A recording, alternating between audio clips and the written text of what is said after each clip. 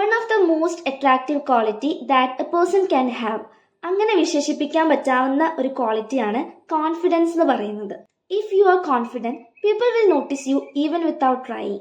നിങ്ങൾ ശ്രമിക്കാതെ തന്നെ ആളുകൾ നിങ്ങളെ ശ്രദ്ധിക്കാനും അതുപോലെ തന്നെ നിങ്ങളുടെ പേഴ്സണാലിറ്റിയിലേക്ക് അട്രാക്റ്റഡ് ആവാനും കാരണമാവുന്നുണ്ട്. അതേപോലെ തന്നെ നിങ്ങൾ സംസാരിക്കുന്ന കാര്യങ്ങൾ വേർത്താണ്, പവർഫുൾ ആണ് എന്ന് തിരിച്ചറിയുകയും നിങ്ങളുടെ പ്രസൻസ് അവിടെ മാറ്റർ ചെയ്യുന്നുണ്ട് എന്നറിഞ്ഞുകൊണ്ട് റെസ്പെക്ട്ഫുള്ളി നിങ്ങളോട് പെരുമാറുകയോ ഒക്കെ ചെയ്യും. ഇതൊക്കെ ചെയ്യണമെങ്കിൽ നിങ്ങൾ എന്തായിരിക്കണം? ഒരു കോൺഫിഡൻ്റ് ആയിട്ടുള്ള ഒരു പേഴ്സണാലിറ്റി ആയിരിക്കണം എന്നുള്ളതാണ്.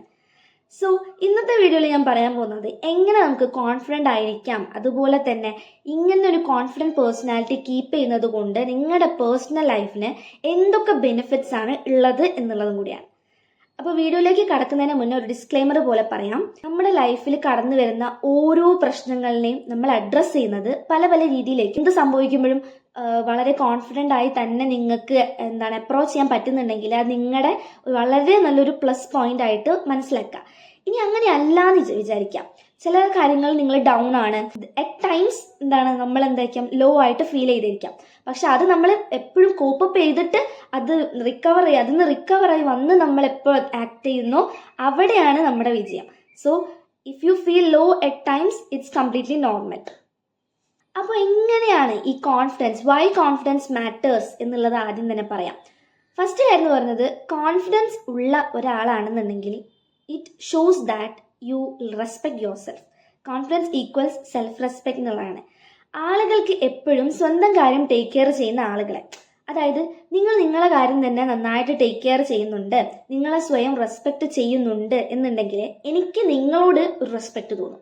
നിങ്ങളുടെ ഇന്നർ സെൽഫ് എന്താണോ പറയുന്നത് അതിനെ റെസ്പെക്ട് ചെയ്തുകൊണ്ട് മാത്രം ഡിസിഷൻസ് ഒക്കെ എടുക്കുകയാണെന്നുണ്ടെങ്കിൽ ഉറപ്പായും അത് റിഫ്ലക്റ്റ് ചെയ്യുന്നത് നിങ്ങളുടെ കോൺഫിഡൻസിനെ ആയിരിക്കും. ഇനി രണ്ടാമത്തെ കാര്യം എന്ന് പറയുന്നത് സെക്യൂരിറ്റിയാണ്. ആളുകൾക്ക് എപ്പോഴും സേഫ് ഫീലിംഗ് തരുന്ന ആളുകളോട് മിങ്കിൾ ചെയ്യാനാണ് ഇഷ്ടപ്പെടുക.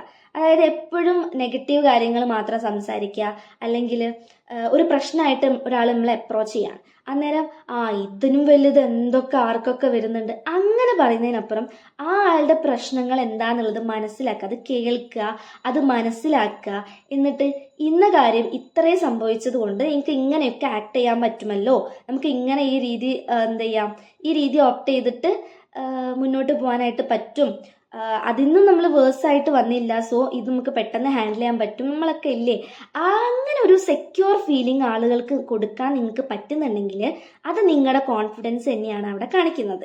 ഇനി മൂന്നാമത്തെ കാര്യം എന്ന് പറയുന്നത് എനർജിയാണ്. എനർജി എന്ന് പറയുന്നത് നമ്മളെ ഫിസിക്കലി ഉള്ള ഒരു കാര്യം മാത്രമല്ല, നിങ്ങൾ പോസിറ്റിവിറ്റി റേഡിയേറ്റ് ചെയ്യുന്ന ആളാണെങ്കിൽ ദാറ്റ് ഷോസ് യുവർ കോൺഫിഡൻസ്. തൊട്ട് മുന്നേ പറഞ്ഞ അതേ പോയിന്റ് തന്നെ, നിങ്ങൾ മറ്റുള്ള ഒരാൾ നിങ്ങളെ അപ്രോച്ച് ചെയ്യുന്നുണ്ടാവുക അവരുടെ ഒരു നല്ല മൂഡ് സ്പോയിൽ ചെയ്യണം എന്നുള്ള ഇൻറ്റൻഷനോട് കൂടി ആയിരിക്കില്ല. എപ്പോഴും നമ്മളെ ഫ്രണ്ട്സ് ആയിക്കോട്ടെ ആരും നമ്മളടുത്ത് സംസാരിക്കാൻ വരുമ്പോൾ കുറേ സങ്കടങ്ങൾ പറഞ്ഞ് കരയാമല്ലോ എന്നോർത്ത് വരുന്നവരായിരിക്കില്ല. അവരെപ്പോഴും ഹാപ്പി ആയിട്ടിരിക്കുക, ഇന്ന ആളോട് സംസാരിക്കുമ്പോൾ ഒരു സമാധാനമാണ്, അങ്ങനെയൊക്കെ ചിന്തിച്ച് വരുന്നവരായിരിക്കും. അപ്പോൾ ആ ഒരു സാധനം അവർ എക്സ്പെക്ട് ചെയ്യുന്ന ആ ഒരു സാധനം നമ്മളെ നിന്ന് കിട്ടുകയാണെന്നുണ്ടെങ്കിൽ, ആ ഒരു പോസിറ്റീവ് എനർജി നിങ്ങൾക്ക് റേഡിയേറ്റ് ചെയ്യാൻ പറ്റുന്നുണ്ടെങ്കിൽ അത് നിങ്ങളുടെ കോൺഫിഡൻസിനെയാണ് കാണിക്കുന്നത്. ഇനി സെക്കൻഡ് പാർട്ടായിട്ട് പറയാൻ പോകുന്നത് ഹൗ കോൺഫിഡൻസ് വർക്ക്സ് എന്നുള്ളതാണ്. ഇതെങ്ങനെയാണ് വർക്ക് ചെയ്യുന്നത് എന്നുള്ളത്. ഫസ്റ്റ് കാര്യം ബോഡി ലാംഗ്വേജിലൂടെ തന്നെയാണ്. ഇപ്പോൾ കോൺഫിഡൻ്റ് ആയിട്ടുള്ള ഒരാളാണ് നിങ്ങളടുത്ത് സംസാരിക്കുന്നതെങ്കിൽ ആ ആളുടെ സംസാര രീതിയിൽ തന്നെ നമുക്കത് മനസ്സിലാക്കാം. എന്തൊരു സംസാരം അങ്ങനെ കുറച്ചുകൂടി ആ ആളുമായിട്ട് കണക്റ്റഡായിട്ട് നമുക്ക് ഫീൽ ചെയ്യപ്പോഴാണ്, നമ്മളെപ്പോഴും നേർക്ക് സംസാരിക്കുമ്പോഴാണ് അല്ലേ. അല്ലാണ്ട് ഒരാൾ നമ്മളടുത്ത് സംസാരിക്കുമ്പോൾ വേറെ എവിടെയോ നോക്കിയിട്ട് അതിൻ്റെ ആൻസർ പറയുമ്പം ആ ഒരു കണക്ഷൻ അവിടെ ബിൽഡ് ആവില്ല. അപ്പോൾ ഈ ബോഡി ലാംഗ്വേജ് നന്നായിട്ട് മാറ്റർ ചെയ്യുന്ന ഒരു കാര്യമാണ്. രണ്ടാമത്തെ കാര്യം വോയിസ് ആൻഡ് എക്സ്പ്രഷൻ എന്നുള്ളതാണ്. ഏത് ടോണിലാണ് നമ്മൾ ആളടുത്ത് സംസാരിക്കുന്നത്, എക്സ്പ്രഷൻ, അതുപോലെ തന്നെ നമ്മുടെ വോയിസ് മോഡുലേഷൻ, ഇതൊക്കെ കോൺഫിഡൻസ് കാണിക്കുന്ന കാര്യങ്ങളാണ്. അപ്പോൾ നിങ്ങൾ പറയുന്ന കാര്യങ്ങൾ വേറൊരാൾക്ക് എടുക്കണം എന്നുണ്ടെങ്കിൽ ആ ആള് അതിൽ നിന്ന് എന്തെങ്കിലും ഒന്ന് ഉൾക്കൊള്ളണം എന്നുണ്ടെങ്കിൽ നമ്മൾ അതിൽ ഷുവർ ആയിരിക്കണം. ദ വേ ഓഫ് എക്സ്പ്രസിങ് എന്നുള്ളതും അവിടെ മാറ്റർ ചെയ്യുന്നുണ്ട്. മൂന്നാമത്തെ കാര്യം എന്ന് പറയുന്നത് ഡിസിഷൻ മേക്കിംഗ് ആണ്. ഒരു തീരുമാനം എടുക്കുമ്പോൾ അതിന് മുന്നോടിയായി നിങ്ങൾ ചെയ്യുന്ന കുറച്ച് കാര്യങ്ങളുണ്ടാവും. അതായത് ഭയങ്കര ഓവർ തിങ്ക് ചെയ്ത് അതിൻ്റെ എല്ലാ വശങ്ങളും എല്ലാ മോശം വശങ്ങളും എല്ലാം കണ്ടുപിടിച്ച് എന്തെങ്കിലും ആവട്ടെ എന്ന് വിചാരിച്ചിട്ടാണ് ഒരു തീരുമാനം എടുക്കുന്നതെങ്കിൽ അവിടെ നിങ്ങൾ ഒട്ടും കോൺഫിഡൻ്റ് അല്ല എന്നുള്ളതാണ്. മറിച്ച് ഇനഫ് ടൈം എടുത്ത് കറക്റ്റ് പോസിബിലിറ്റീസ് എല്ലാം നോക്കി കണ്ട് ഒരു തീരുമാനം എടുക്കുകയാണ്, ആ തീരുമാനത്തിൽ ഉറച്ചു നിൽക്കുകയാണ്, അങ്ങനെയാണെന്നുണ്ടെങ്കിൽ നിങ്ങൾ എന്താണ് കോൺഫിഡൻ്റ് ആണ് എന്നാണ് കാണിക്കുന്നത്. ഇനി ഞാൻ പറയാൻ പോകുന്നത് how to build confidence in your life. എങ്ങനെ ഈ കോൺഫിഡൻസ് നിങ്ങളുടെ ജീവിതത്തിൽ കൊണ്ടുവരാം എന്നുള്ളതാണ്. ഫസ്റ്റ് കാര്യം ഞാൻ പറഞ്ഞതുപോലെ തന്നെ ബോഡി ലാംഗ്വേജ് എന്നുള്ള കാര്യമാണ്. പിന്നെ അടുത്തൊരു കാര്യം ചെയ്യാൻ പറ്റുന്നത് ഇംപ്രൂവ് യുവർ സ്കിൽസ് എന്നുള്ളതാണ്. നിങ്ങൾക്ക് നിങ്ങളിൽ തന്നെ വിശ്വാസമുള്ള കഴിവുകളൊക്കെ ഇംപ്രൂവ് ചെയ്യുക, അതിലൊന്ന് എക്സൽ ചെയ്യാനായിട്ട് ശ്രമിക്കുക. അപ്പോൾ നിങ്ങൾക്ക് തന്നെ നിങ്ങളിലുള്ള സെൽഫ് കോൺഫിഡൻസ് വർദ്ധിക്കുന്നതായിട്ട് അറിയാനായിട്ട് പറ്റും.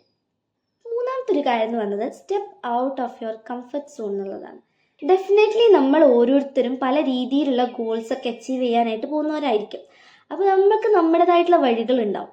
അപ്പോൾ എപ്പോഴും ഒരാളെ മാത്രം അല്ലെങ്കിൽ ഒരു ഗ്രൂപ്പിനെ, ഒരു സ്ഥലത്തിനെ അങ്ങനെ മാത്രം, അല്ലെങ്കിൽ സ്കൂൾ മാത്രം, വീട് മാത്രം, അങ്ങനെ മാത്രം നമ്മൾ സേഫായിട്ട് നിന്ന് കഴിഞ്ഞാൽ അതിൽ നിന്ന് പുറത്ത് കിടക്കാൻ നമുക്ക് ഒരിക്കലും പറ്റൂല. അപ്പം നമ്മളൊക്കെ എന്തിനാ പുറത്ത് കിടക്കുന്നത്, ആ ആളുകളോട് തന്നെ സ്റ്റിക്കായി നിന്നാൽ പോരെ, അല്ലെങ്കിൽ ഈ എൻവയോൺമെന്റിൽ തന്നെ നിന്നാൽ പോരെ. ഇപ്പോഴാണ് നമ്മൾ ഗോൾസ് അച്ചീവ് ചെയ്യാൻ ഏത് രീതിയിൽ അപ്രോച്ച് ചെയ്യേണ്ടതെന്ന് പറയാൻ പറ്റില്ല. അപ്പോൾ നമ്മൾ എന്തിനും തയ്യാറാവുക എന്നുള്ളതാണ്. പെട്ടെന്ന് നിങ്ങളുടെ ലൈഫിൽ ഒരു സിറ്റുവേഷൻ വന്നിട്ട് നിങ്ങൾക്ക് അതിന് മൂവ് ഓൺ ചെയ്യാൻ നിങ്ങൾ വിചാരിക്കുകയാണ്, ഇനി ഇങ്ങനെ നിന്നാൽ പറ്റില്ല, എനിക്കിതിന്ന് പുറത്ത് വരണം എന്നുള്ളത് വരുമ്പോൾ നിങ്ങൾക്ക് പുറത്ത് വരാൻ പറ്റില്ല. കാരണം നിങ്ങൾ യൂസ്ഡ് ആയിട്ടുള്ളത് ആ സേഫ് എൻവയോൺമെന്റിലായിരിക്കും.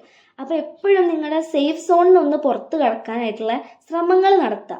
ഈ പെട്ടെന്ന് നിങ്ങളുടെ ലൈഫിൽ എന്തൊരു സിറ്റുവേഷൻ വന്നു കഴിഞ്ഞാലും നിങ്ങളുടെ കംഫർട്ട് സോൺ വിട്ട് പുറത്ത് പോകേണ്ടി വന്നാലും നിങ്ങൾ ഓക്കെയാണ്, നിങ്ങൾ സർവൈവ് ചെയ്യും എന്നുള്ളൊരു കോൺഫിഡൻസ് നിങ്ങൾക്ക് തന്നെ ഉണ്ടായിട്ട് വരും. ഓക്കെ, ഇനി നാലാമത്തെ പോയിന്റാണ് ആക്സെപ്റ്റൻസ് എന്ന് പറയുന്നത്. ഇപ്പം നമ്മൾ ചില ആളുകളുടെ നല്ല ക്വാളിറ്റീസ് ഒക്കെ എടുത്തെടുത്ത് പറയും. ഒരു എന്ത് പിണക്കം എന്തുണ്ടായി കഴിഞ്ഞാലും ആ ആളുടെ മോശം വശമാണ് നമ്മൾ പറയുന്നത്. അപ്പം നമ്മൾ ചിന്തിക്കേണ്ട ഒരു കാര്യം, ഇതേ നമ്മൾ തന്നെ നല്ല ക്വാളിറ്റീസും അതുപോലെ തന്നെ മോശം ക്വാളിറ്റീസും വേറൊരാളെ പറ്റിയിട്ട് പറയുന്നുണ്ട്.